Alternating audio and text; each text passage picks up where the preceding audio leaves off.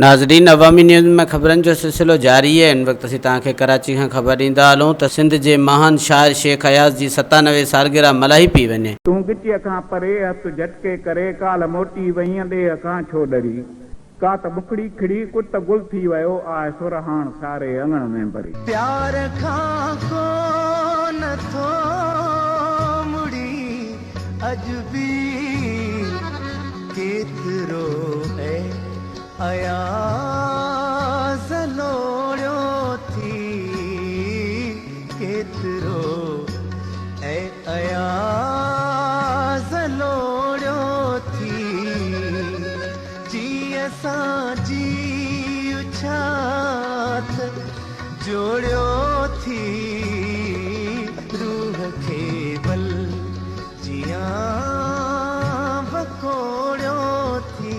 वधीक ख़बरनि ऐं तफ़सील जे लाइ विज़िट कयो असांजी वेबसाइट awamiNewsHD.com ऐं ॾिसंदा रहो अवामी न्यूज़ HD।